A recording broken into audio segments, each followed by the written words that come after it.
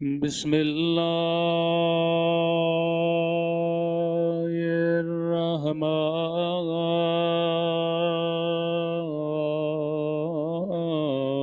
الرحيم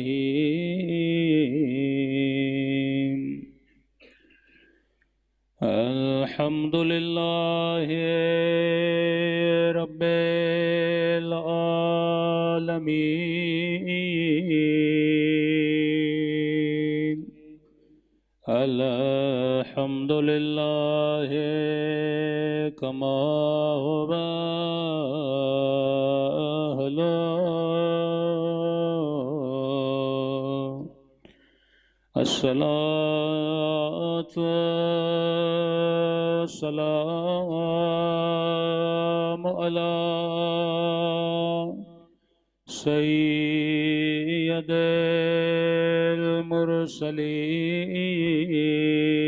المرسلين وخاتم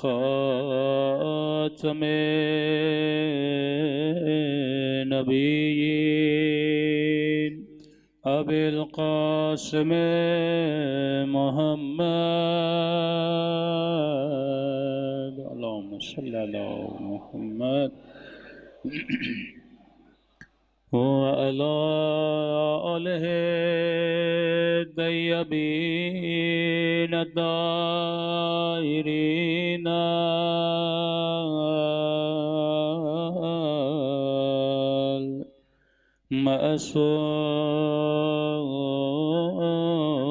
المعصومين سب مل کے امام زمانہ کے ظہور کی دعا اللہم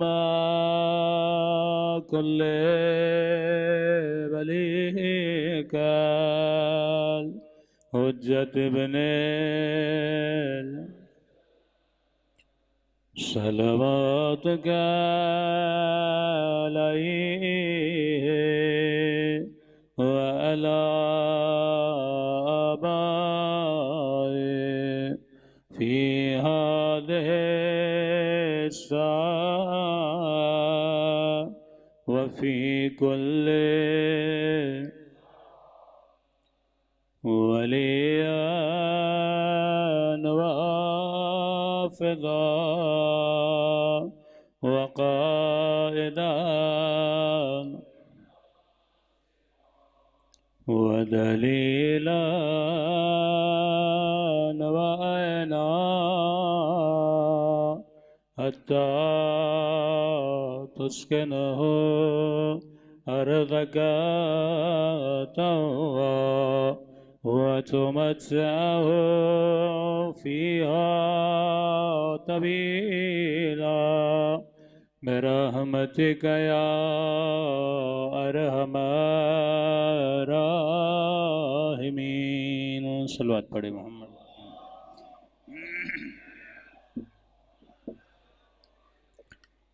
بسم اللہ الرحمن الرحیم رب اشرح لی صدری ویسر لی امری واحلل عقدۃ من لسانی یفقهوا قولی اما بعد قل لا اسألکم علیہ اجرا الا المودۃ فی القربہ صلوات پڑھے محمد وعلی محمد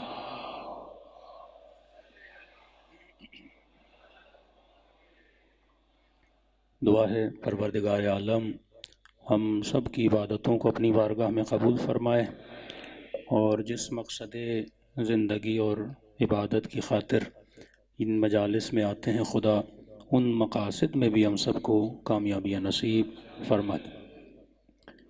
آج تیسری نشست ہے۔ مجلس کا مقصد یہ ہے کہ ڈیلی بیسس پر انسان اپنی انسانیت کا ثبوت دیتے ہوئے علم کو حاصل کرے۔ صرف علم نہیں، ایک ایسا علم جو علم نافع ہو، جو مجھے فائدہ بھی دے۔ دنیا میں کئی علوم ایسے ہوتے ہیں جو انسان کو فائدہ نہیں دیتے۔ وہ علم جو انسان کی شخصیت میں بدلاؤ پیدا کرے، وہ علم جو انسان کے عقیدے کو مضبوط کرے، وہ علم جو انسان کو قرب پروردگار عالم نصیب کرے۔ آج ہم جو بھی ہیں رسول خدا کی وجہ سے ہیں۔ مسلمان ہیں رسول کی وجہ سے، نماز پڑھتے ہیں رسول کی وجہ سے، سجدے کرتے ہیں رسول کی وجہ سے۔ آج ہمارے گھروں میں یہ تمیز ہے کہ بیٹی کا ادب کیا ہوتا ہے، بیٹے کا احترام کیا ہوتا ہے، ماں کا مقام کیا ہوتا ہے، باپ کا مقام کیا ہوتا ہے، یہ سب کچھ ہمیں کس نے دیا؟ رسول گرامی نے دیا۔ ورنہ جب آپ عرب کی تاریخ پڑھیں، اس پہ پورا عشرہ ہو سکتا ہے عرب جاہلی پہ، کہ عرب کیا کیا کرتے تھے اور رسول نے ان کو کیا کچھ نہیں سکھایا۔ موٹی موٹی چیزیں سیدہ کے خطبے میں بھی ان کی طرف اشارہ ہے کہ وہ وقت یاد کرو کہ تم مکے کی گلیوں میں کھڑے ہوئے گڑھوں میں نجس پانی پیا کرتے تھے، میرے بابا تھے جس نے تجھے بتایا کہ نجاست کیا ہوتی ہے، طہارت کیا ہوتی ہے۔ تم اپنی بیٹیوں کو زندہ درگور کیا کرتے تھے، اگر کسی گھر میں بیٹی پیدا ہو تو باپ کے چہرے کی رنگت بدل جاتی تھی، چہرہ سرخ ہو جاتا تھا۔ یہ میرے بابا تھے جس نے تجھے بیٹیوں کی عزت اور احترام اور عورت کا وقار بتایا کہ کیا ہوتا ہے۔ عرب کے اندر یہ تمیز نہیں تھی کہ نجس کیا ہوتا ہے، پاک کیا ہوتا ہے۔ آج آپ ویسٹرن ورلڈ میں چلے جائیں تو وہاں کسی کو نہیں پتا کہ نجاست کیا ہوتی ہے، وہ کہتے ہیں نجاست کو ٹشو سے بھی صاف کر لیا تو وہ چیز صاف ہو گئی۔ آج ایک ان پڑھ مسلمان جو پہلی پاس بھی نہ ہو، لیکن اسے یہ تو پتا ہے نا کہ میں نے اپنی نجاست کو پانی کے ذریعے سے پاک کرنا ہے، تو یہ علم کس نے دیا، یہ طہارت کس نے دی؟ یہ رسول خدا نے دی۔ کہتے ہیں مہینوں گزر جاتے تھے عرب نہاتا نہیں تھا، تصور ہی نہیں تھا۔ یہ جو ہے کہ وضو میں پاؤں کا دھونا کہاں سے شروع ہوا؟ اللہ قرآن کہتا ہے کہ سر کو اور پاؤں کو وَامْسَحُوا رُؤُوسَكُمْ وَأَرْجُلَكُمْ، ان کو مسح کرو۔ فرق شیعہ اور اہل سنت کے وضو میں یہ ہے کہ وہ پاؤں کو واجب کی نیت سے دھوتے ہیں، ہمارا یہ ہے کہ پاؤں میلے ہوں تو دھو لو، اگر میلے نہیں ہیں پاک و پاکیزہ ہیں، جرابیں اتار کے ان کے اوپر کیا کرو؟ مسح کرو۔ کیوں؟ واقعاً نبی نے عربوں کو حکم دیا تھا، کیونکہ ان کو عادت نہیں تھی جوتے اتارنے کی، آتے تھے جوتوں کے ساتھ کھڑے ہو جاتے تھے اور نماز پڑھتے تھے، اور جب جوتے اتارنے پر آئے تو ظاہر اتنے دنوں سے پاؤں دھوئے نہیں، وہ جب جوتے اترے تو پاؤں سے بدبو آنے لگے، اگلی صف کا بندہ ہو پاؤں میلے ہوں، پچھلی بندے کی تو نماز ہی چلی گئی نا، پاؤں میں اتنی بدبو، تو وہاں پہ حکم دیا کہ جاؤ مستحب ہے پاؤں کو کیا کرو؟ دھو کر آؤ۔ اب کیونکہ ریگولر ہی ان کے پاؤں میلے ہوتے تھے، مٹی کا زمانہ تھا، آج کی طرح کوئی اسپورٹ شوز ووز نہیں تھے، جو رابوں کا سلسلہ نہیں تھا، تو ایک طرح سے پابندی بن گئی کہ جیسے آؤ پاؤں دھو لیے اور نماز میں کھڑے ہو گئے۔ اب کرتے کرتے انہوں نے اس مستحب کو کیا بنا دیا؟ واجب بنا دیا۔ تصور نہیں تھا نہانے کا۔ اب ظاہر جزیرت العرب میں پانی کی قلت، ایک ہی چشمہ جناب اسماعیل کی برکت سے بنا کہ پورا مکہ وہاں پہ آباد ہو گیا، جہاں پہ پانی کی قلت ہے، جہاں پہ نہانے کا تصور نہیں۔ اب 5 منٹ کے لیے سوچے نا کہ رسول نے ایسی امت کو دن میں 5 مرتبہ وضو کروا دیا، یعنی پانی سے کھیلتے رہو، کبھی ہاتھوں کو دھو کبھی چہروں کو دھو، پھر جمعہ آیا کہ جاؤ غسل جمعہ کرو۔ بشر اگر بشر ہے کس چیز کی وجہ سے؟ فرق حیوان اور فرق انسان۔ اگر ایک حیوان کو ایک انسان سے جدا کیا جاتا ہے، کہتے ہیں انسان کے پاس برین ہے، انسان کے پاس عقل ہے، انسان کا آئی کیو حیوان سے زیادہ تیز چلتا ہے، انسان ایک ماڈرن ورژن ہے اور اپڈیٹڈ ورژن ہے، اس حیوان سے زیادہ ہے۔ تو آپ کے پورے وجود میں اگر اعلیٰ ترین چیز ہے تو یہ آپ کی کھوپڑی ہے، یہ آپ کا دماغ ہے۔ چوٹ لگی بندے کی یادداشت چلی گئی، پتہ نہیں بیوی کون ہے، والدہ کون ہے، بیٹا کون ہے، یادداشت نہیں تو انسان کسی کو یہاں تک کہ اپنا نام بھی بندے کو یاد نہیں رہتا، کئی الزائمر کے مریض ہوتے ہیں، تو تمہاری عزت اور وقار ہے تمہارے دماغ کی وجہ سے، پیشانی کی وجہ سے۔ تبھی کہا خبردار کبھی پیشانی کو اللہ کے علاوہ کسی کی دربار میں جھکایا نہ کرو۔ سب سے بڑا گناہ جو اس زمانے کا انسان کرتا تھا، اپنی پیشانی کو بتوں کے سامنے جھکایا کرتا تھا، کبھی سورج کے سامنے، کبھی چاند کے سامنے، کبھی پتھر کے سامنے، اور سب سے بڑا کمال جو رسول نے کیا، ان کی پیشانی کو بتوں کے پاؤں سے اٹھا کر وحدہ لا شریک کی دربار میں جھکانے پر مجبور کر دیا کہ اپنی قیمت کو جان، اپنی عزت کو جان، اپنے وقار کو جان۔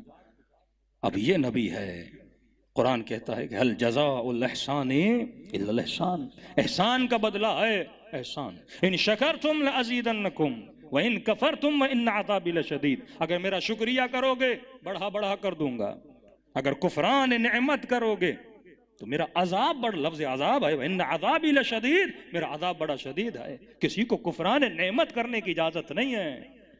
سب سے بڑا احسان کس نے کیا؟ مصطفیٰ نے کیا.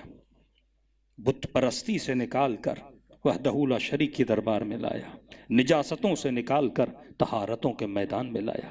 یہاں تک لکھا گیا کہ عرب اپنی سوتیلی ماں سے نکاح کرتا تھا. باپ نے 2 شادیاں کی، جو سوتیلی ماں ہے باپ مر گیا، عرب اس سے نکاح کرتا تھا. نبی نے آ کر بتایا کہ حلال رشتہ کیا ہوتا ہے، حرام رشتہ کیا ہوتا ہے. خالاؤں کی، پھوپھیوں کی، محرم رشتوں کی تمیز خدا نے بتائی. یہ عرب کے اندر تمیز نہیں تھی. یہ سب کچھ کس نے سکھایا؟ رسول خدا نے سکھایا. اب وہ رسول، وہ امت، وہ نبی جو یہ کہیں کہ لا نرید منکم جزاء ولا شکورا، ہم نہ تم سے جزا چاہتے ہیں نہ ہم تم سے شکریہ چاہتے ہیں، لیکن یہ واحد نبی ہے جس کو خدا حکم کر رہا ہے. ورنہ نہ موسیٰ نے جزا مانگی، نہ عیسیٰ نے جزا مانگی، نہ آدم نے جزا مانگی. یہ حکم خدا ہے. حبیب کہہ دیجئے قل لا اسألکم علیہ اجرا الا المودۃ فی القربى. اگر اجر رسالت بنتا بھی ہے تو مال و دولت نہیں ہے، وہ یہ ہے کہ میری آل سے کیا کرو؟ مودت کرو. میرے قربہ سے کیا کرو؟ مودت کرو. اب اس بحث میں ہم نہیں پڑھتے کہ قربہ کون ہے، صیغہ مؤنث ہے، واضح طور پہ خدا بیان کر رہا ہے. اگر قربہ میں آپ ازواج کو بھی ڈال دیں، اولاد کو بھی ڈال دیں، پھر بھی حسن و حسین تو قربہ میں آتے ہیں نا، سیدہ فاطمہ تو قربہ میں آتی ہے نا. تو یہ وہ اجر رسالت تھا جو امت نے قربہ کے ساتھ کیا کیا؟ ادا کیا. میں نے کہا زندگی کا ہدف اور مقصد، یونیورسٹی تو آپ ویسے پڑھ رہے ہیں، بچے تو خاتون ویسے پال رہی ہے، جاب تو آپ نے ویسے ہی کرنی ہے، لیکن اگر اینک ولایت لگا کے اپنی زندگی کے کاموں کو کرو گے کہ وما خلقت الجن والانس الا لیعبدون، ہدف خلقت ایک ہے، تم نے وہی مقصد پہ چلنا ہے جو مقصد انبیاء کا مقصد تھا. ہاں جاب کرو، لیکن یہ نیت کرو کہ اس جاب میں، اس کام میں میں دین خدا کی کیا مدد کر سکتا ہوں، اس کام میں حجت خدا کی کیا مدد کر سکتا ہوں. مودت، محبت، مودت اور اتمام حجت، یہ موضوع ہے ہمارا کہ محبت کے بعد مودت ہے. مودت جب اہل بیت سے ہو گئی تو آپ نے اتمام حجت کرنا ہے. جس طرح سیدان اتمام حجت کیا، بی بی نے اپنی ساری محبتیں کس پہ قربان کی؟ علی ابن ابی طالب پہ قربان کی. کہ اگر ولی پہ بات آ جائے تو خون بھی دینا سیکھو، ولی پر بات آ جائے تو اس کے لیے دفاع میں کھڑا ہونا بھی سیکھو. جب سیدہ اپنے پہلے امام زمانہ کے لیے اس طرح کھڑی ہو رہی ہیں تو آج ہم نے اپنے آقا کے لیے، ہم نے اپنے مولا کے لیے کیا کیا؟ اتمام حجت صرف سیدہ نے نہیں کیا، اتمام حجت قرآن نے بھی کیا ہے. سورہ نور قرآن کا بہترین، ہر سورہ نور ہے، لیکن جس سورہ کا نام ہی نور ہو وہ تو نور علی نور ہے. اس سورہ میں خدا، کل میں نے کہا تھا کہ 2 چیزوں کے ذریعے اتمام حجت ہوتا ہے. آج ذرا غور سے سنیے گا، اس مجلس میں کئی ایسے مطالب ہیں جو انشاءاللہ آپ کی زندگی میں کام آئیں گے. 2 چیزیں اتمام حجت کرتی ہیں. اتمام حجت یا علم کے ذریعے ہوتا ہے یا نور کے ذریعے ہوتا ہے.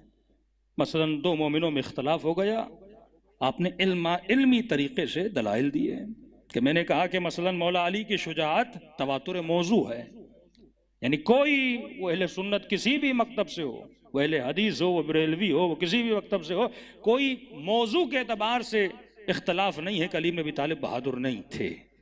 ہر بندہ مانتا ہے کہ علی سے بڑا کوئی بہادر نہیں تھا، وہ خیبر ہو، وہ خندق ہو، یعنی موضوعیت کے اعتبار سے علی بہادر ہیں.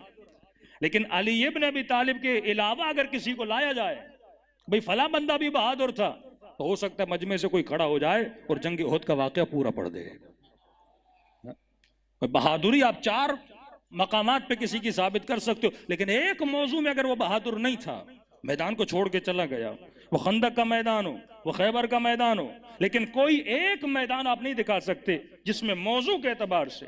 اب اختلاف روایت ہو سکتا ہے کہ تلوار آسمان سے آئی کہ نہیں آئی، یہ ایک اختلاف ہے، لیکن آج تک کوئی نہیں کہہ سکتا موضوع کے اعتبار سے، ٹاپک کے اعتبار سے علی بن طالب بہادر نہیں تھے، یا کوئی ایک ایسا واقعہ سنا دے جس میں مولا میدان کو چھوڑ کے چلے گئے ہوں۔ لیکن سینکڑوں کے لیے سینکڑوں واقعات موجود ہیں کہ کئی مرتبہ میدان کو چھوڑ کے چلے گئے، تو ہم موضوع پہ تو شک کر سکتے ہیں نا کہ بھائی کوئی تو میدان تھا، کوئی چلا گیا تھا۔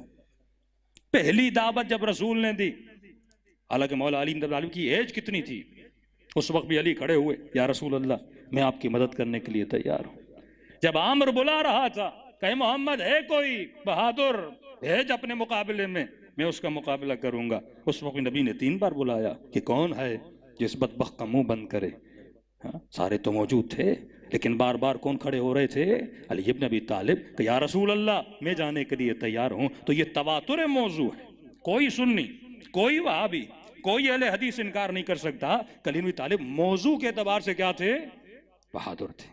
اسی طرح عصمت سیدہ، طہارت سیدہ، علم سیدہ، موضوع کے اعتبار سے مدینے کا کوئی شخص یہ نہیں بول سکتا کہ سیدہ عالمہ نہیں تھی، سیدہ زاہدہ نہیں تھی، سیدہ احکام کو جانتی نہیں تھی۔ ارے جو رسالت کے دربار میں بڑی ہوتی ہو، اس کو کوئی فقہ اہل بیت کیسے سکھا سکتا ہے؟ اسے کوئی احکام کیسے بتا سکتا ہے؟ تو موضوع کے اعتبار سے سیدہ کے بارے میں کوئی شک نہیں تھا کہ یہ عالمہ ہیں، یہ زاہدہ ہیں۔ ایک مسئلہ فقہی بتا دیجئے جس میں خدا نخواستہ علیہ باللہ سیدہ سے کوئی غلطی نکالی جائے، تو موضوع کے اعتبار سے کوئی شک نہیں ہے۔ ایک حجت علمی ہے۔ واقع مباحلہ میں رسول حجت کو تمام کرتے ہیں، پہلے علمی مناظرہ ہوتا ہے، دلائل دیتے ہیں، لیکن جب ایک بندہ ضد پہ آ جائے، کوئی راستہ نہیں ہوتا، پھر نبی دوسری حجت تمام کرتے ہیں کہ آؤ میدان میں کھڑے ہو جاتے ہیں، اگر حق میرے ساتھ ہے یا حق تیرے ساتھ ہے، ہم دونوں میں سے اگر کوئی جھوٹ بول رہا ہے اس پہ اللہ کی کیا ہوگی؟ لعنت ہوگی۔ اور وہاں پر بھی ثابت ہوا، سارے نجران کے مسیحی واقع مباحلہ میں نہیں آئے، کیونکہ وہاں پہ ان کو 5 چہرے ایسے نظر آئے جو موضوع کے اعتبار سے ثابت تھا، انہوں نے زندگی میں کبھی جھوٹ نہیں بولا۔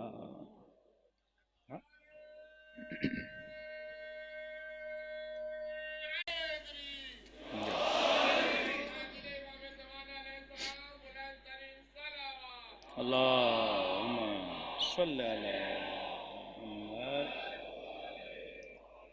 وعجل فرجہم۔ اب پروردگار عالم پر بھی لازم ہے کہ وہ اپنے بندوں پر حجت کو کیا کرے؟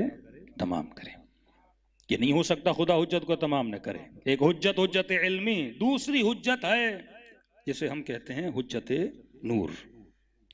کل میں نے مثال دی کہ اگر بندہ کسی کمرے میں جائے، پاؤں لگ جائے اور گلاس گر جائے، اللہ کو بول سکتا ہے خدایا میں نے دیکھا نہیں تھا، لیکن اگر اس کمرے میں نور موجود ہو، روشنی موجود ہو، اور پھر بھی بندہ نہ دیکھے اور گلاس گرائے، تو قیامت کے دن یہ نہیں بول سکتا کہ پروردگارہ میں نے دیکھا نہیں تھا۔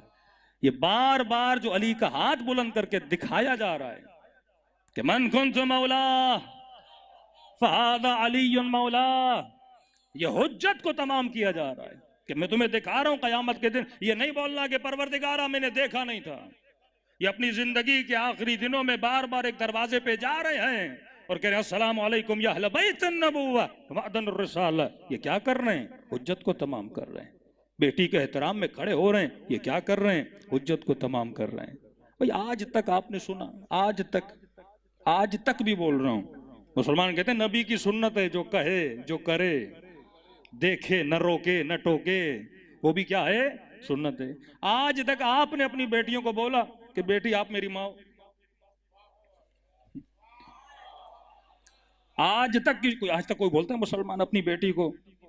بھئی نبی بول رہا ہے، اور علیاذ باللہ نبی کی سخن میں اور نبی کے الفاظ میں لہو نہیں ہوتا۔ نبی جو بھی بات کرتا ہے وہ حکمت کی بات ہوتی ہے۔ اس کا کیا مطلب؟ ابیہا کہ کل قیامت کے دن کچھ یہ نہ بولے کہ ہم مسلمانوں کی مائیں ہیں تو افضل ہیں، یہ تو میری بھی ماں ہے۔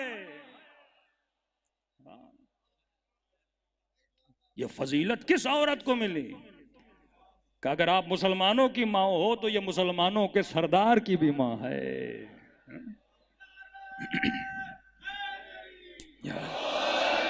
اس سے بڑا مقام تو کسی عورت کو نہیں ملا نا، جو مصطفیٰ کی ماں کا مقام پائے۔ بھائی ایک تو ماں ہے سببی، جس نے پیدا کیا، وہ تو پیدا کیا ماں بن گئی، وہ بھی ایک مقام ہے، لیکن جو سببی نہیں ہے بیٹی ہے، لیکن نبی کہے کہ یہ میری کیا ہے، ماں ہے، تو امت کو ایک درس دینا چاہتے ہیں، بات بتانا چاہتے ہیں۔ برترین جو حجت ہوتی ہے علم سے بھی زیادہ، وہ حجت نور ہوتی ہے، دکھایا جائے، بتایا جائے۔ اللہ کہتے ہیں اللہ نور السماوات والارض، خدا زمین اور آسمانوں کا کیا ہے، نور ہے۔ یہ اللہ نے حجت تمام کر دی۔ کل بندہ قیامت میں یہ بولے خدا میں نے تجھے دیکھا نہیں تھا، اللہ کہے گا میں نے حجت تمام کر دی۔ اللہ نور السماوات والارض، نور کی کل میں نے کہا تھا کوالٹی ہے، نور خود نظر نہیں آتا، پر جس پہ پڑتا ہے اسے دکھاتا ہے۔ اس وقت نہ آپ میں نور ہے نہ مجھ میں نور ہے۔ وہ کہتے ہیں شیعہ علماء نورانی ہوتے ہیں، کوئی نورانی نہیں ہوتا۔ یہ اور باتیں سنیوں کو لگتے ہیں، چہرے کا اچھا ہونا اور ہے، نورانی ہونا اور ہے۔ آپ یہ بول سکتے ہیں کہ شیعہ علماء کے چہرے بنسبت دوسروں کے تھوڑے خوبصورت ہوتے ہیں، اس میں بھی اگر کسی کا چہرہ بدصورت بن رہا ہے تو قصور اس کا اپنا ہے۔ اگر مونچھیں رسول جیسی رکھی جاتی، داڑھی رسول جیسی رکھی جاتی، تو بندہ ویسے ہی کیا لگتا ہے، اچھا لگتا ہے۔ بندہ خود اپنا چہرہ بگاڑ رہا ہے تو سارے اللہ کے بندے ہیں، اب شیعہ سنی کی تو بات ہے ہی نہیں۔ پھر تو پتہ نہیں ہالی ووڈ کے اور پتہ نہیں کس کس کے ایکٹر آپ کو بہت زیادہ خوبصورت نظر آئیں گے۔ تو نہ سفیدی خوبصورتی ہوتی ہے، خوبصورتی ہو سکتی ہے، نورانیت نہیں ہو سکتی۔ نورانیت ایک اور چیز ہے۔ نور کا مطلب کیا ہے؟ ابھی آپ کو نور نظر نہیں آ رہا، میں آپ کو نظر آ رہا ہوں، آپ مجھے نظر آ رہے ہیں۔ آپ اپنی وجہ سے نظر آ رہے ہیں یا نور کی وجہ سے نظر آ رہے ہیں؟ میں آپ کو دیکھ رہا ہوں، آپ مجھے دیکھ رہے ہیں، ساری لائٹس آف کر دی جائیں، نور ہی چلا جائے گا، نہ آپ مجھے نظر آئیں گے نہ میں آپ کو نظر آؤں گا۔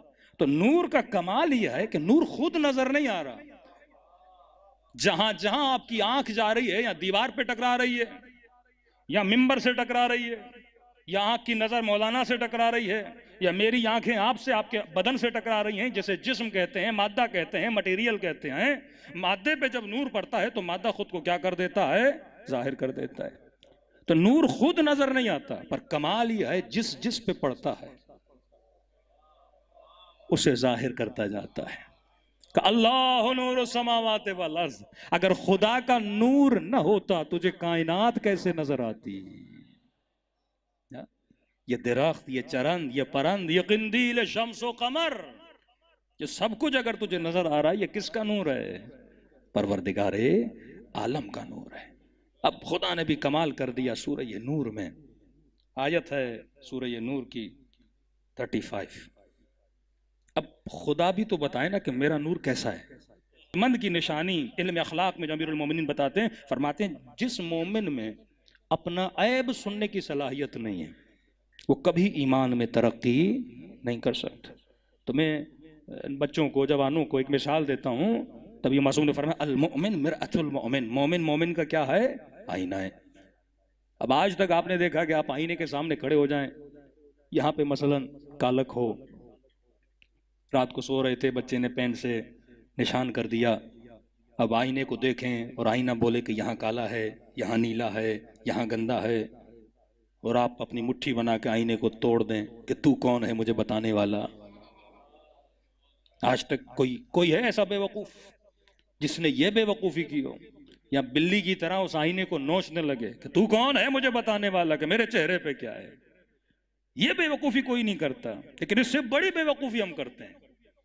کوئی بولے نا کہ آپ کو غصہ بہت آتا، بھائی تو کون ہے مجھے بتانے والا؟ کسی خاتون کو بول دے بھائی آپ غیبت بہت کرتی ہو، آپ کون سی کم کرتی ہو؟ وہ ہمارے سیاستدان، آپ نے رشوت کی، چوری کی، کہ تم نے کون سی کم کی ہے؟ میں نے 10 لاکھ بنائے تو تو نے 10 کروڑ بنائے۔ یعنی سدھرنا نہیں ہے، اگر کوئی عیب بتائے تو اس پہ اور غصہ کرنا۔ معصوم فرماتے ہیں شکریہ ادا کرو اس بندے کا جو تجھے تیرا عیب بتائے۔ ایک محفل میں بیٹھو، ایک بندہ بولے اب عیب بتانا، پھر محفل میں نہیں، وہ بھی اس سے بڑا بے وقوف ہوتا ہے جو 4 لوگوں کے سامنے عیب بتائے۔ اگر کسی مومن سے ہمدردی ہے، تنہائی میں جاؤ، بھائی یہ چیز آپ کی اچھی نہیں ہے، یہ ایمان کو تباہ کر دے گی، یہ علی سے دور کر دے گی۔ نبی کا صحابی ہے لیکن بیوی کے ساتھ اخلاق برا تھا تو نبی نے فرمایا فشار قبر ہو رہا ہے۔ حقوق العباد سے اللہ کبھی معاف نہیں کرتا۔ مومن کا چہرے پہ ہمیشہ مسکراہٹ ہوتی ہے۔ افضلکم ایمانا احسنکم اخلاقا، تم سے بہترین ایمان اس کا ہے جس کا برترین اخلاق ہو۔ بندہ نمازی ہو پر اگر اخلاق نہیں تو یہ نماز کسی کام کی نہیں ہے، روزہ کسی کام کا نہیں ہے۔ تبھی میں نے پہلی مجلس میں کہا تھا اخلاق اہل بیت کو اگر آپ پڑھیں گے وہ اخلاق تبھی ملتا ہے جس کے دل میں، اور جس کا دل سرشار ہے پروردگار عالم کی محبت سے، اسی کے وجود سے اخلاق خداوندی نظر آتا ہے۔ ابدیت ان یجعلک مثلی، میری اطاعت کر میں تجھے اپنے جیسا بنا دیتا ہوں۔ تو یہ وجود جو خدا نے بنایا نا، عقل مند بندہ سوچتا ہے اگر مجھے کوئی عیب بتا رہا ہے، المومن مومن مومن کا آئینہ ہے، بیوی شوہر کو آئینہ بنائے، شوہر بیوی کو بنائے، بیٹا باپ کو بنائے، دوست دوست کو بنائے، اسی طرح وجود میں کیا آتی جائے گی؟ بہتری آتی جائے گی۔ اب خدا بتا رہا ہے مثال کے ذریعے سے، اے خدایا تیرا نور کیسا ہے؟ فرمایا مثل نور ہی کمشکات، میرا نور جو ہے وہ ایک چراغ کی طرح ہے۔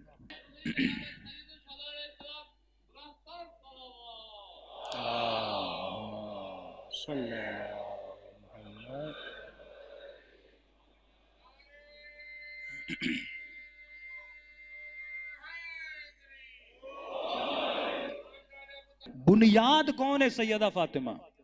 بنیاد کون ہے؟ بی بی ہیں۔ اللہ ذکر بھی کرتا ہے، زجاجہ کا ذکر کرتا ہے، تبھی جو صلوات خاص ہے وہ ہم سیدہ پہ اللہم صلی علی فاطمہ، یہ نہیں کہا رسول پر، اللہم صلی علی فاطمہ و ابیہا، ان کے بابا پر، و بنیہا، ان کے بچوں پر، و بعلہا، ان کے شوہر پر، آخری جملہ و سر المستودع فیہا، اور اس راز پر، اس ودیعت الہی پر جو ہم نے اس بی بی کے اندر چھپا کے رکھا ہے۔ کہا یہ سر مستودع کون ہے؟ کہ یہ وجود امام زمانہ ہے۔ صلوات پڑھیں مولا کی شان پر۔ وسر المستودع فیہا، اور جناب نرجس خاتون کا جب زیارت نامہ پڑھیں گے اس بی بی کے لیے بھی یہی ہے کہ یہ سر مستودع کہاں سے ہے؟ بی بی نرجس خاتون سے ہے، لیکن بنیاد کون ہے؟ سیدہ فاطمہ الزہرا ہے۔ تبھی کربلا کے میدان میں حضرت عباس اپنے بھائیوں کو جمع کرتے ہیں کہ خبردار کبھی ذہن میں یہ بات بھی نہ آئے کہ ہم حسین کے بھائی ہیں۔ یہ صحیح ہے کہ ہم سب علی کے بیٹے ہیں، لیکن فرق ہے وہ فاطمہ کا بیٹا ہے، ہم بی بی کی کنیز کے بیٹے ہیں۔ اصل جو شناخت مل رہی ہے وہ کس کے ذریعے مل رہی ہے؟ سیدہ کے۔ جسے آپ سید بولتے ہیں، سید کسے بولتے ہیں؟ طرفین والا ہو نا، جس کی نسبت سیدہ سے۔ امامت کس کی نسل میں؟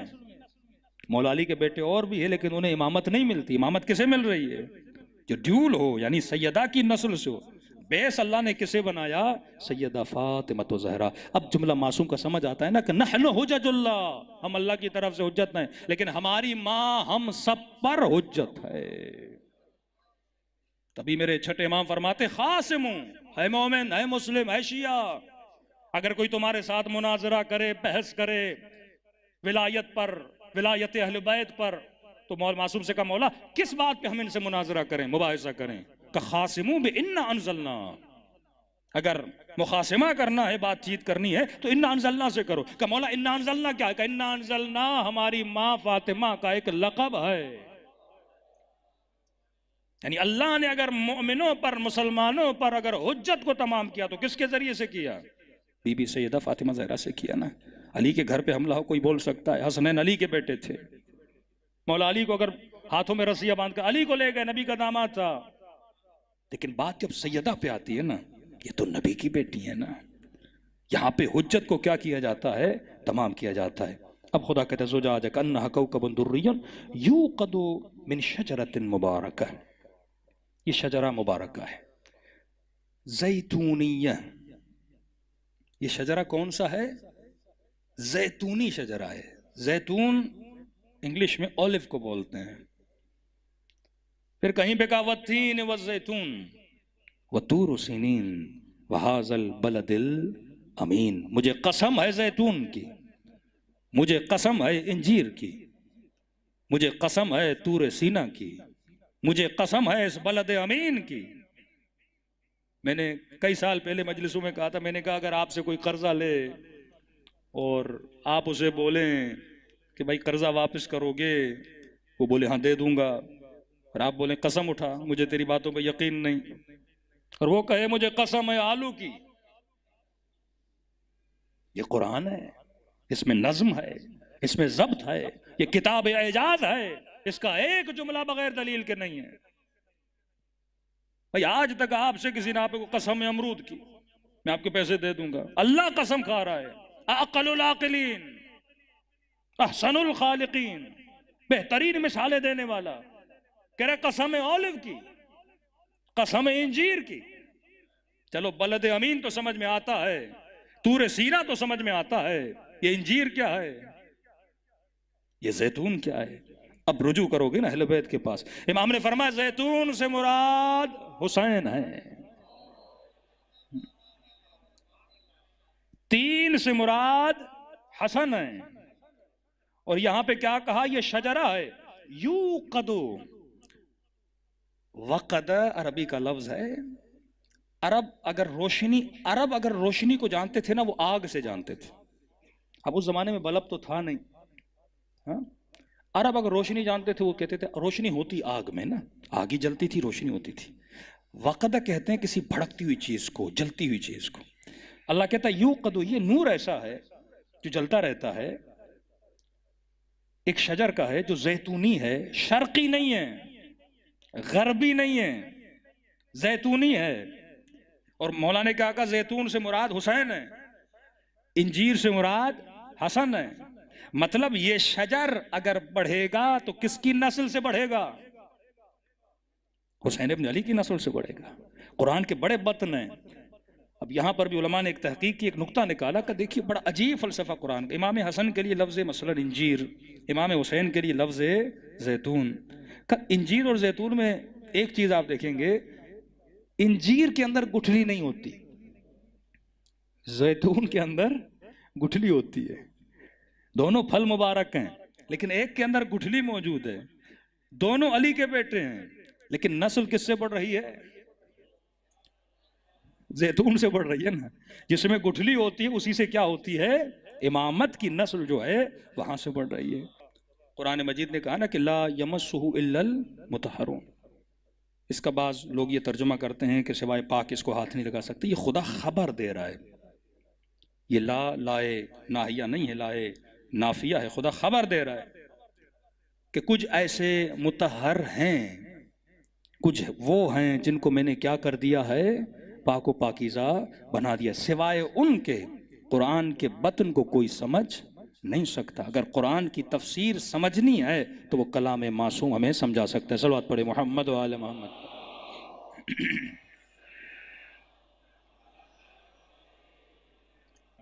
اب پروردگار عالم کہتا ہے وَلَمْ تَمْسُسْهُ نَارٌ. یہ درخت ایسا ہے جس کا زیت جو ہے نا، زیت کہتے ہیں تیل کو، یکاد زیتها یضیء. اس کا جو زیت ہے نا، تیل ہے، یہ کبھی ختم نہیں ہوتا. اس کے اندر ہی انرجی ہے. یہ اپنے زیت سے پورے عالم کو کیا کرے گا؟ نورانی کرے گا. یہد اللہ لنورہ من یشاء. خدا اس کے نور سے جسے چاہے گا ہدایت دے گا. میرے معصوم فرماتے ہیں یہ جو زیت جسے بولا گیا نا، فرمایا اس زیت سے مراد یا سار اللہ ہے، اے خون حسین. خون حسین کے ذریعے سے. اور یہ خون کی حرارت کبھی بجھنے والی نہیں ہے. ہر سال محرم مناتے ہو، کتنے لوگ اس فرش عزا سے حسینی بنتے ہیں. واللہ اگر مکتب اہل بیت سے کربلا نکال دو کچھ بچتا ہی نہیں ہے. یہ ٹی وی کا ماحول، میڈیا کا ماحول، بے حیائی، عریانی، فحاشی، اسکول سسٹم، حکمران، یہ ظلم و طاغوت کا نظام. قرآن کہتا ہے یہ وہ نور ہے، یہ وہ زیت ہے کہ خدا جس کے ذریعے سے کیا کرتا ہے؟ ہدایت کرتا ہے. لَمْ تَمْسُسْهُ النَّارُ. اس کو کبھی، حالانکہ تیل کو آگ پکڑتی ہے لیکن اس تیل میں جو روشنی ہے وہ آگ کی وجہ سے نہیں ہے، اس کی اپنی ذات کی وجہ سے. تیل کی روشنی میں، اب اگلی آیت میں خدا کو کہتا ہے نا کچھ لوگ ایسے ہیں یریدون یطفئوا نور اللہ، جو اللہ کے نور کو پھونک مار کے خاموش کرنا چاہتے ہیں، لیکن انہیں یہ نہیں پتا یہ نور تمہاری ہلکی پھلکی پھونکوں سے خاموش ہونے والا نہیں ہے۔ واللہ متم نورہ، خدا جانتا ہے اس نور کو تمام کیسے کرنا ہے، وہ ظہور مہدی سے تمام کرے گا، وہ حجت خدا سے تمام کرے گا۔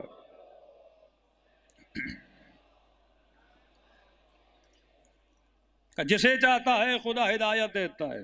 اب یہ خون امام حسین ہے جس کے ذریعے سے آج پوری کائنات میں کیا مل رہی ہے؟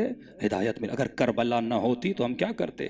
اگلی آیت، فی بیوت اذن اللہ ان ترفع ویذکر فیہا اسمہ یسبح لہ فیہا بالغدوۃ والآصال۔ کچھ ایسے گھر ہیں جن میں اللہ کا کیا ہوتا ہے؟ ذکر ہوتا ہے۔ پھر حضرت ابراہیم کے لیے بھی کہا کہ ابراہیم، یہ انبیاء کے گھر ہیں، یہ اولیاء کے گھر ہے جس میں کیا ہوتی ہے؟ تسبیح خدا ہوتی ہے۔ اب عجیب کمال ہے کہ اس روایت کے جو راوی ہیں وہ خلیفہ اول ہیں۔ اللہ کو بتا ہے کہ میں نے حق کس زبان سے بلوانا ہے۔ خلیفہ اول ہیں، رسول سے پوچھتے ہیں یا رسول اللہ فی بیوت اذن اللہ ان ترفع ویذکر فیہا اسمہ، کچھ ایسے گھر ہیں جس میں اللہ نے ارادہ کیا کہ ان گھروں سے اللہ کی تسبیح کی آواز بلند ہوگی، اللہ کے ذکر کی آواز بلند ہوگی۔ یہ کس کے گھر ہیں؟ پہلے خلیفے جناب ابا بکر، رسول سے پوچھ رہے ہیں۔ رسول فرماتے ہیں وہ گھر انبیاء کے گھر ہیں، وہ گھر رسولوں کے گھر ہیں۔ جب یہ سنا تو پہلے خلیفے نے علی اور فاطمہ کے گھر کی طرف اشارہ کیا کہ یا رسول اللہ یہ گھر بھی ان گھروں میں شامل ہے جس کے لیے آیت ہے۔ آپ نے کہا انبیاء کے گھر ہیں، رسولوں کے، یہ گھر بھی اس گھروں میں شامل ہیں۔ کہ یہ گھر ان سب گھروں کے اوپر ہے۔ تم اس گھر کی بات کر رہے ہو، یہ گھر ان سب گھروں کے اوپر ہے۔ تبھی امام حسن حسین سے روایت ہے کہ ہماری آنکھ جب بھی رات کو کھلتی تھی ہم نے اپنی اماں کو یا رکوع میں دیکھا یا سجدے میں دیکھا۔ تبھی شب عاشور بھی یہی ہے نا، امام حسین کیا فرماتے ہیں؟ ایک رات کی مہلت، کس لیے؟ تسبیح خدا کے لیے۔ لشکر یزیدی کیا کہتے ہیں؟ ہمیں حسین کے لشکر سے تسبیح الہی کی آواز ایسے آ رہی تھی جیسے شہد کی مکھیاں اپنے چھتے پہ آواز کرتی نظر آتی ہیں۔ اب یہ لوگ کون ہیں؟ خدا پھر نشانی بھی بتاتا ہے جن کے گھروں میں اللہ کا ذکر ہے۔ اگلی آیت، رجال لا تلہیہم تجارت ولا بیع عن ذکر اللہ وَإِقَامِ الصَّلَاةِ وَإِيتَاءِ الزَّكَاةِ۔ یہ وہ ہیں، یہ وہ مرد ہیں، وہ لوگ ہیں جن کو تجارت، بزنس، دنیا داری اللہ کے ذکر سے غافل نہیں کرتی۔ یہ وہ ہیں جن کو تجارت، خرید و فروخت اللہ کے ذکر سے غافل نہیں کرتی۔ یہاں پہ یہ آیت تھی 4-5 سوروں کے بعد آتا ہے سورہ جمعہ، وَإِذَا رَأَوُا التِّجَارَةَ أَوْ لَهْوًا انفضوا إِلَيْكَ وَتَرَكُوكَ قَائِمًا۔ شان نزول، رسول جمعہ پڑھا رہے تھے، کچھ تاجروں کے قافلے شہر میں پہنچے، نبی کا جمعہ چل رہا ہے، اور جب تجارت پہنچے تو انہوں نے اپنے سامان کھولا، بستے کھولے اور بولی لگنا شروع ہو گئی، مال سستا بک رہا ہے۔ نبی کے جمعے میں جتنے لوگ تھے سارے چلے گئے خرید و فروخت کے لیے، اور مسجد میں 4 یا 6 لوگ باقی رہے۔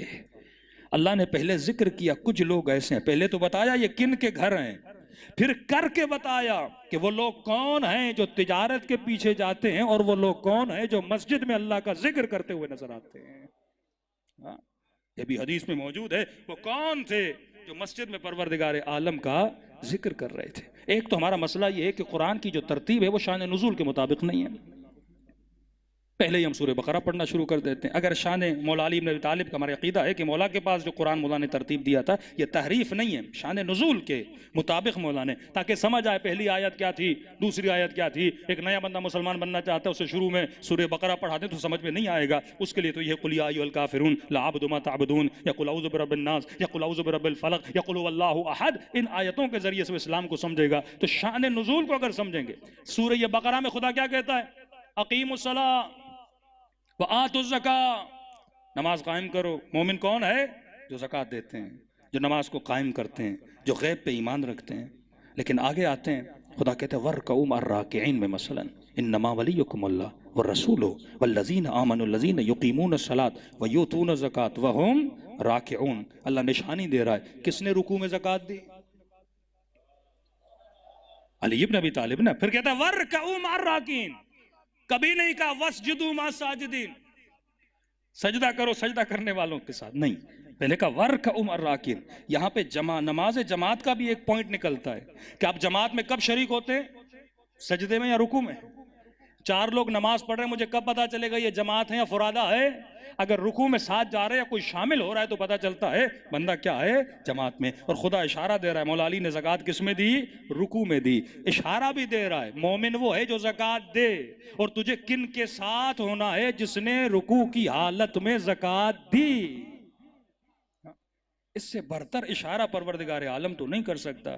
کسی مومن نے کہا مولانا یہ تو بات ہے نور کی، ظلمت کی بات بھی ہو جائے، اور یہ آیت کسی معجزے سے کم نہیں ہے۔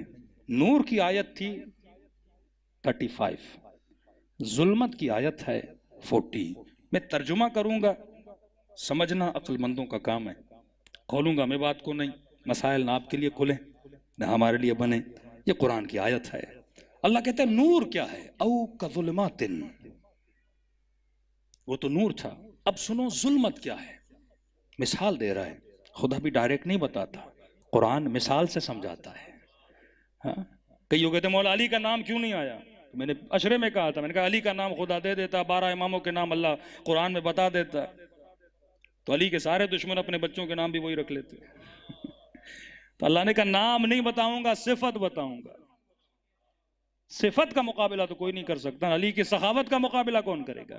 علی کے علم کا مقابلہ کون کرے گا؟ حسین کے صبر کا مقابلہ کون کرے گا؟ سیدہ کے زہد کا مقابلہ کون کرے گا؟ تو اب سنو ظلمت کیا ہے۔ یہ نور تھا، اس کے مقابلے میں او کظلمات فی بحر لجی، ظلمت کی مثال ایک سمندر کی طرح ہے، کراچی والے بہتر سمجھیں گے۔ فی بحر لجی، ایک ایسا بحر، ایک ایسا سمندر جو بہت گہرا ہے، بے انتہا گہرا ہے۔ یغشاہ موج، ایک تو گہرا ہے، دوسرا اندھیرے میں ہے، ظلمت میں ہے۔ کبھی بیچ سمندر میں آپ دیکھیں خوف آتا ہے انسان کو نا، کشتی میں اندھیرا ہی اندھیرا، اور اتنی گہرائی کہ بندہ پریشان، کہ گہرا بھی ہے، ظلمت میں بھی ہے، اور موج من فوقہ، اس کے اوپر ایک موج ہے، جیسے اردو میں ہم لہر بولتے ہیں،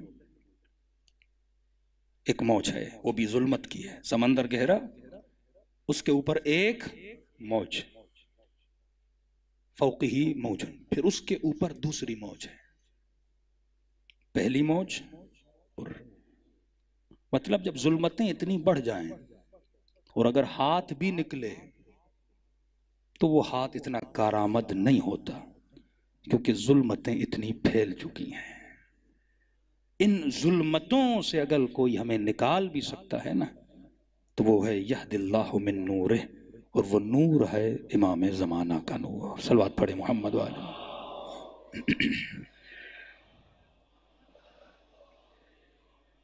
پھر اگلی آیتوں میں ہے کہ لوگ چاہتے یریدوا ان یطفئوا، اللہ کے نور کو مٹا دیں، لیکن واللہ متم نورہ، خدا اس نور کو تمام کرتا ہے۔ یہ شجرہ جو شجرہ طیبہ ہے ہمیشہ باقی رہتا ہے۔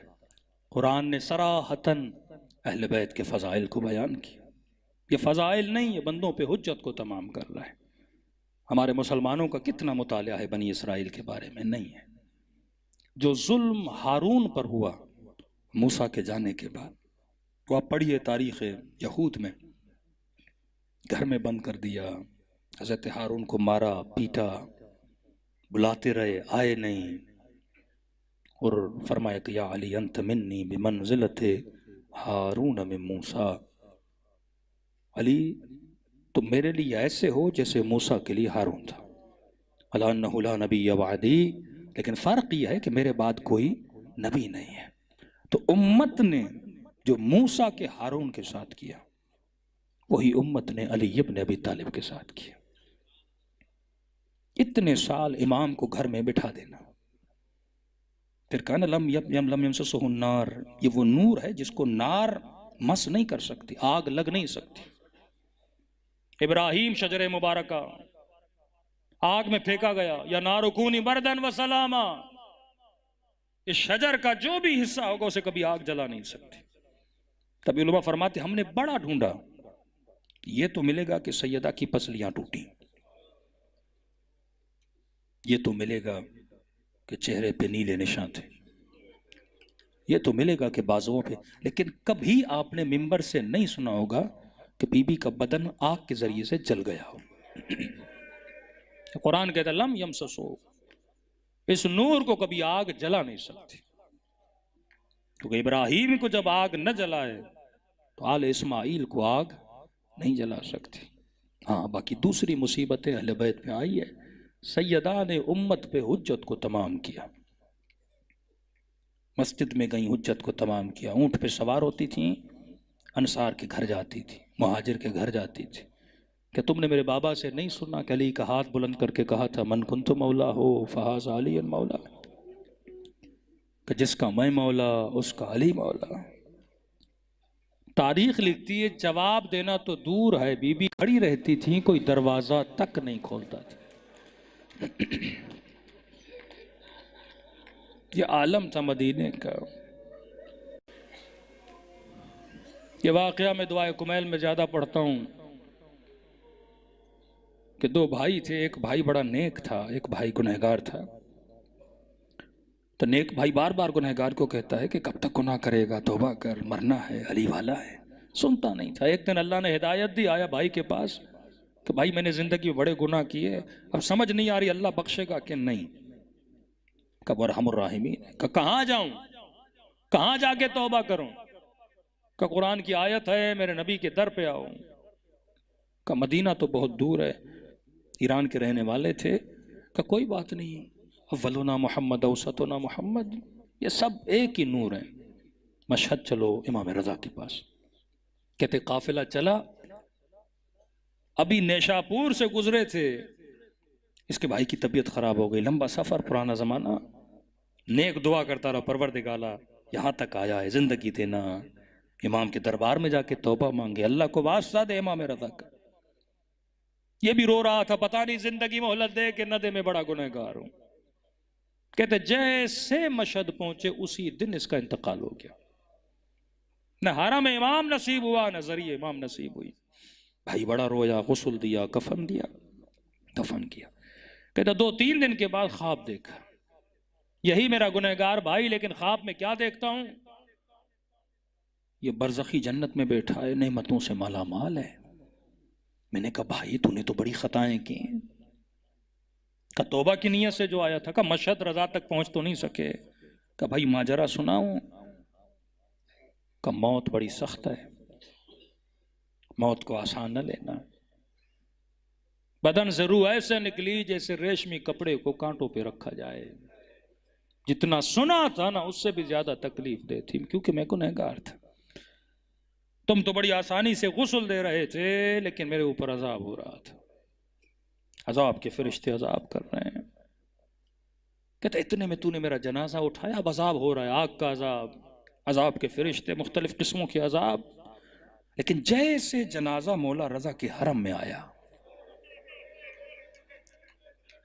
گویا میں جنت میں داخل ہو گیا، گویا عذاب کے فرشتوں کو اجازت نہیں تھی کہ آگے بڑھیں،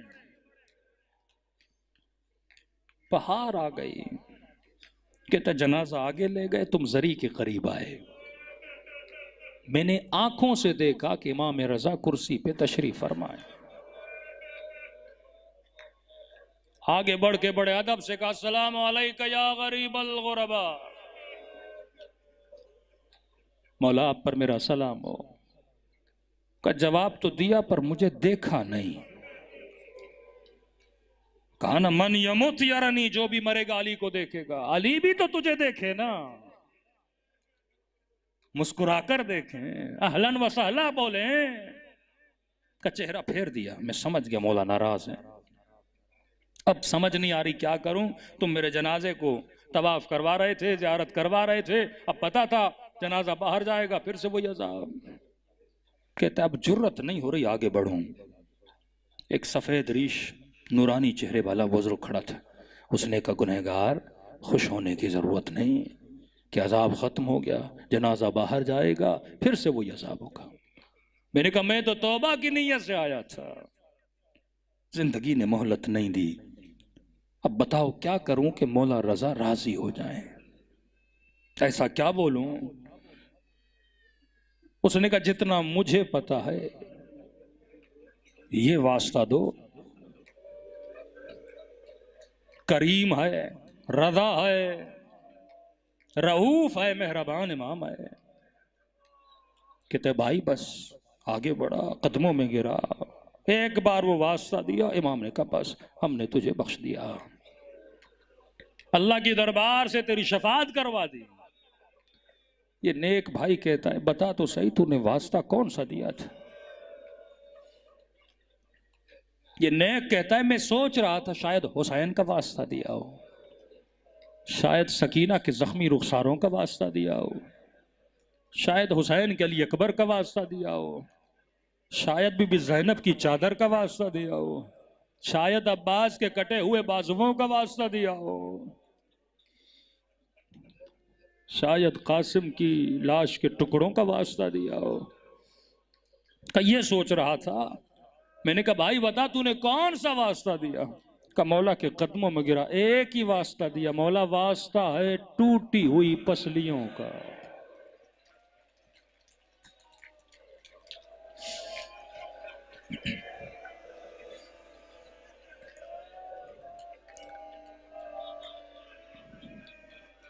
میں نے کل کی مجلس میں پڑھا، امام رضا فرماتے شیعو چھوٹی چھوٹی باتوں کے لیے ہمیں ہماری دادی کا واسطہ نہ دیا کرو، ہر مصیبت برداشت کر لیتے پر دادی زہرا کی مصیبت برداشت نہیں ہوتی۔ مجھے بھی جرت نہیں ہوتی اہل بیت کو یہ واسطہ دیا جائے، لیکن میں خدا کو حسین کی یتیمی کا واسطہ دیتا ہوں، دلوں کو کربلا لے کر چلے۔ یہ محفل محفل نور ہے۔ میری سیدہ کے جملے ہیں کہ جب میرے حسین کا نام آتا ہے اور تم روتے ہو، تم سب کے سروں کے پیچھے میں کھڑی ہو جاتی ہوں اور تمہارے لیے دعا کرتی ہوں، اے خدا یہ میرے حسین پہ رو رہا ہے۔ کچھ وہ تھے جنہوں نے میرے حسین کو مارا تھا،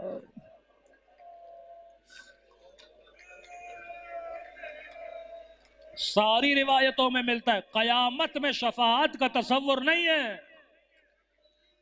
عالم برزخ ایک اور عالم ہے، لیکن فرماتے ہیں قیامت میں رسول کہیں گے اپنی بیٹی کو، بعض روایات میں خدا کہے گا کہ زہرا جو مانگنا ہے آج مانگو۔ روایات میں بی بی ایک ناقہ پہ آئیں گی، بڑا حسین ناقہ، ہماریوں میں حجابوں میں، قدرت کی آواز آئے گی اپنے سروں کو جھکا لو، اپنی نگاہوں کو جھکا لو، مصطفیٰ کی بیٹی فاطمہ آ رہی ہے۔ اے کاش کوفے کی بازار میں بھی سر جھکے ہوتے، اے کاش شرابی کی دربار میں بھی گردنیں جھکی ہوتی۔ مختلف روایات ہیں، لیکن فرماتی ہے پہلا سوال جو کریں گی کہیں گے پروردگارا اپنے بابا کی امت سے سوال کرنے آئی ہوں، بس مجھے اتنا بتائیں میرے حسن کا قصور کیا تھا، میرے حسین کا قصور کیا تھا، بے کفن میرے لال کو مارا گیا، دلوں کو کربلا لے جائے، سلام کریں حسین مولا کی یتیمی پر۔ السلام علی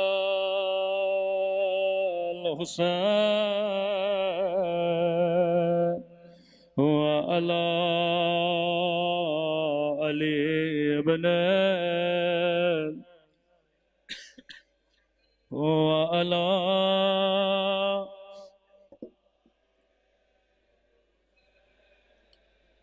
وعلی اصحاب، سب مل کے السلام علی وعلی علی ابن وعلى أولاد وعلى أصحاب بلند آواز سے السلام علی آواز تھوڑی بڑھا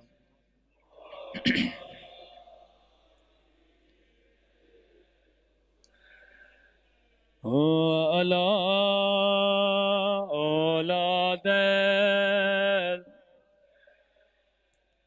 وعلى أصحاب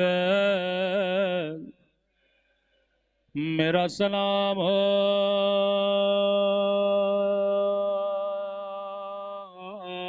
زینب کے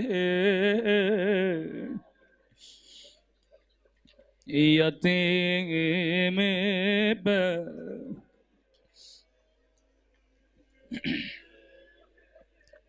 میں بارہا دعا کرتا ہوں خدا کسی بچی کو یتیم نہ بنائے،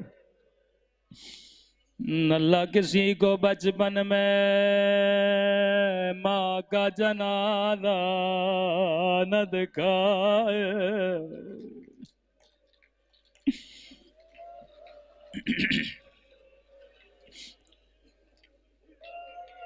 فرماتے ہیں کئی دنوں کے بعد بلال جب مدینے میں آئے، بلال نے کیا دیکھا؟ سیدہ کے در پہ آگ لگی ہے، دروازے پہ دستک دے، فضا باہر آئے، بلال نے کہا فضا اس در پہ آگ کس نے لگائے؟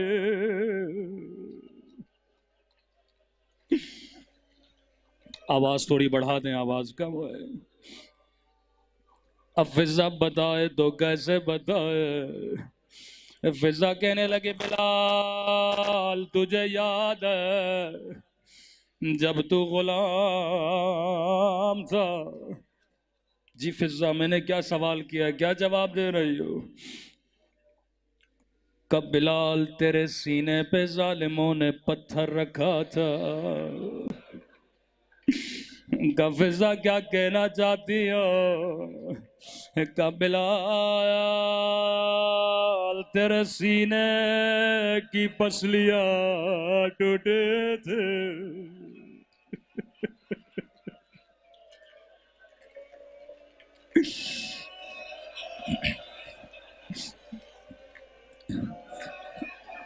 بلال نے کہا فضا پرانی باتیں کیوں کر رہی ہو؟ کہا بلال بتا پسلیوں کا ٹوٹنا کیسا ہوتا ہے؟ کہا فضا جب جب سانس لیتا تھا مجھے تکلیف ہوتے تھے۔ فضا نے کہا بلال اتنا سمجھ لو زہرا کی پسلیاں توڑی گئے۔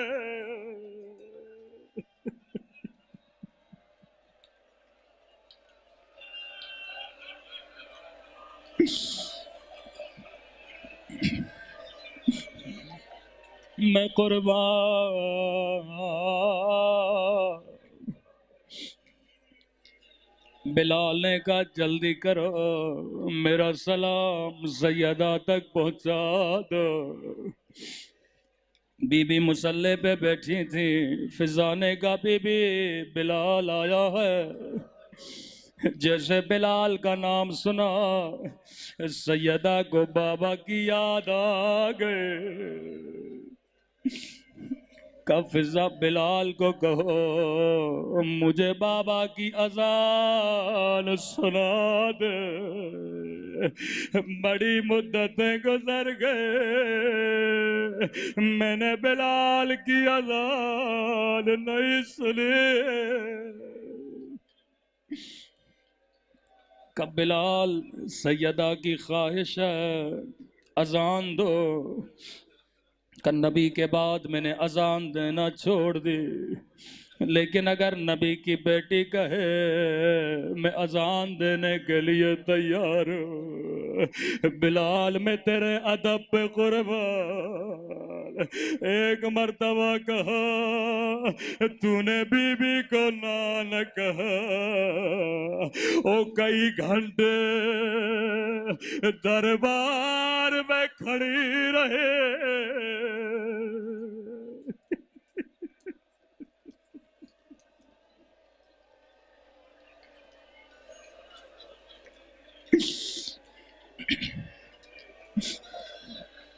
سیدہ کو خالی ہاتھ لوٹا دیا، روتی ہوئی آنکھوں سے بلال مسجد میں گئے۔ جیسے چھت پہ گئے آواز دینا شروع کی، اللہ اکبر۔ فضا کہتی ہے جیسے آواز بی بی نے سنے، بی بی تسبیح بھی پڑھ رہی تھے اور گریہ بھی کر رہے تھے۔ یا بلال نے کہا اشہد ان لا الہ الا اللہ۔ سیدہ نے کہا خدا گواہ رہنا، میں نے علی کے لیے پسلیاں توڑوائے۔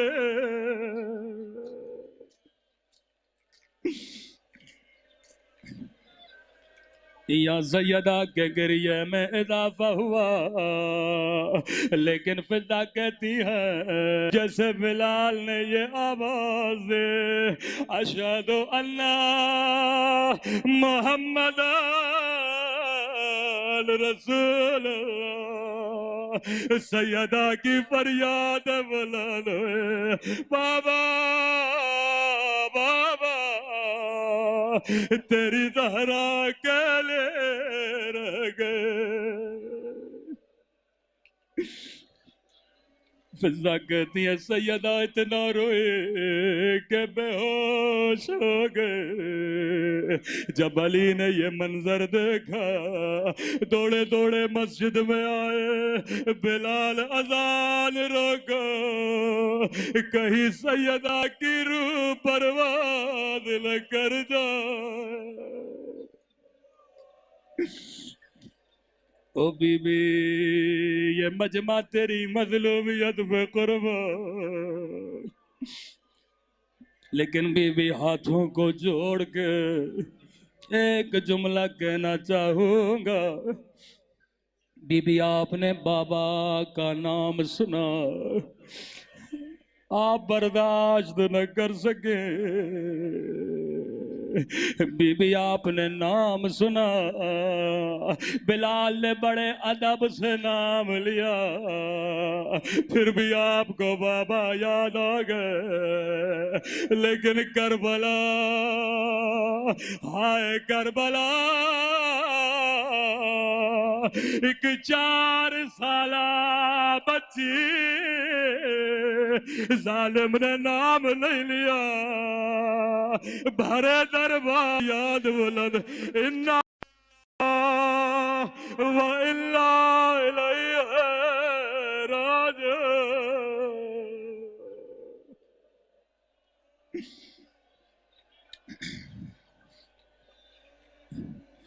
الا لعنت اللہ علی القوم الظالمین۔ اے خدا تجھے سیدہ کی یتیمی کا واسطہ، تجھے سکینہ کی یتیمی کا واسطہ، ہم سب کے صغیرہ کبیرہ گناہ معاف فرما۔ قبر کی پہلی رات حسین کی شفاعت نصیب فرما، ان آنکھوں کو امام زمانہ کی زیارت نصیب فرما۔ ربنا تقبل منا انک انت السمیع الدعاء۔